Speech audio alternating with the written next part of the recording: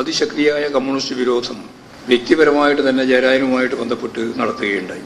അപ്പം ഇത്തരം തെറ്റായ നിലപാടുകളെയും സമീപനങ്ങളെയും ഫലപ്രദമായിട്ട് പ്രതിരോധിക്കുന്നതിന് നിയമപരമായ മാർഗങ്ങൾ സ്വീകരിക്കേണ്ടി വരും.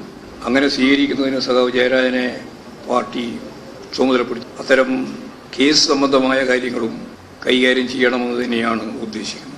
ദല്ലാൽ നന്ദകുമാറിനെ പോലുള്ളവരുമായിട്ടുള്ള ബന്ധങ്ങൾ അത് അവസാനിപ്പിക്കുക തന്നെ വേണം എന്നാണ് സെക്രട്ടേറിയറ്റ് കാണുന്നത്.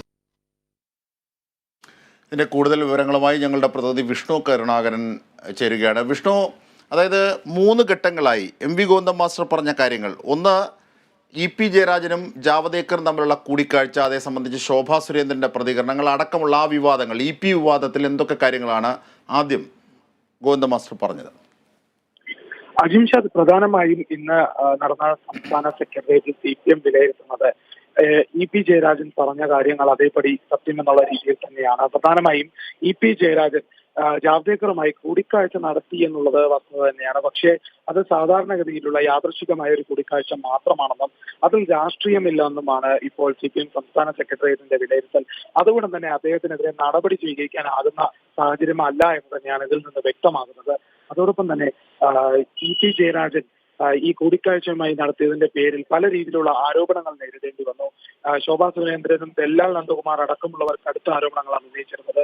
ശോഭാ സുരേന്ദ്രൻ പറഞ്ഞത് ഇ.പി. ജയരാജൻ BJP-യിലേക്ക് വരാനുള്ള തയ്യാറെടുപ്പിലായിരുന്നു എന്നാണ്. ഇ.പി. ജയരാജന് BJP-യിലേക്ക് വരേണ്ട സാഹചര്യം ഇല്ല എന്ന് തന്നെയാണ് പാർട്ടി വിലയിരുത്തൽ. അതോടൊപ്പം തന്നെ ഇ.പി. തന്നെ രാവിലെ തന്നെ ഇതുമായി ബന്ധപ്പെട്ട പ്രതികരണങ്ങൾ ഉണ്ടായിരുന്നു.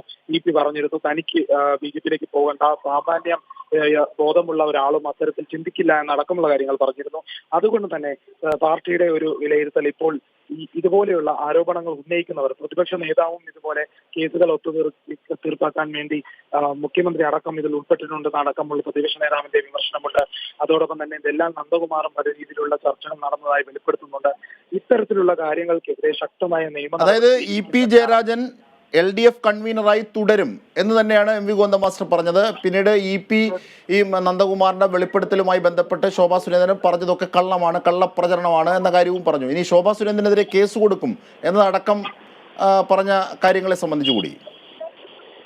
തീർച്ചയായിട്ടും അജിംഷാദ്, ഇ.പി. ജയരാജനെതിരെ ആരോപണങ്ങൾ ഉന്നയിക്കുന്നത് ശോഭാ സുരേന്ദ്രനെ ഉൾപ്പെടെയുള്ളവർക്കെതിരെ കേസെടുക്കാൻ തന്നെയാണ്, കേസ് കൊടുക്കണം എന്ന് തന്നെയാണ് പാർട്ടി തീരുമാനം. അതിനായി പാർട്ടി സെക്രട്ടറി എന്നുള്ള നിലയിൽ അദ്ദേഹം ഉറപ്പ് നൽകുന്നു എന്നാണ് പറഞ്ഞത്. അതിനുശേഷം ഇ.പിക്ക് നിയമ നടപടിയിലേക്ക് നിയമ നടപടി സ്വീകരിക്കാനുള്ള ഒരു സാഹചര്യമുണ്ട്.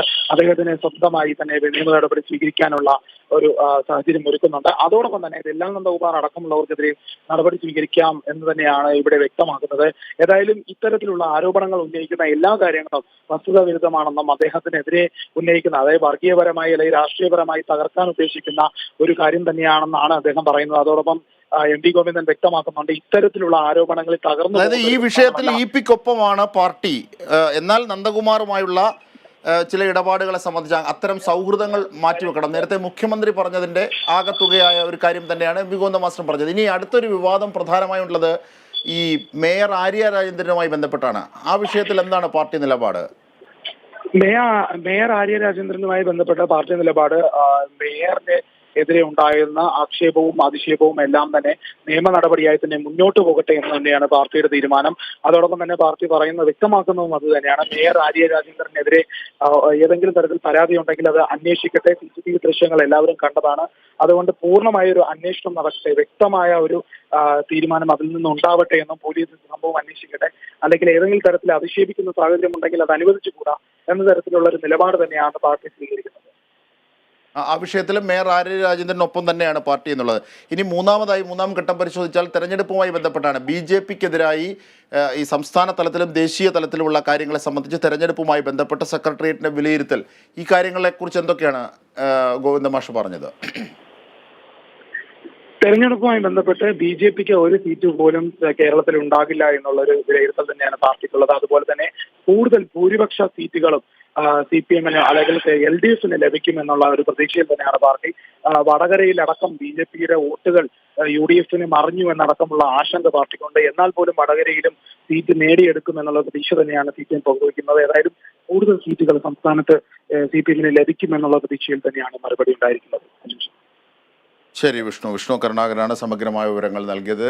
CPIM സംസ്ഥാന സെക്രട്ടേറിയറ്റിന് ശേഷം MV ഗോവിന്ദൻ മാസ്റ്റർ മാധ്യമങ്ങളെ കാണുകയായിരുന്നു. ഇതിൻ്റെ വിശദാംശങ്ങളാണ് വിഷ്ണു നൽകിയത്. ഒരു ഇടവേളയ്ക്ക് ശേഷം വേഗം തിരിച്ചെത്താം.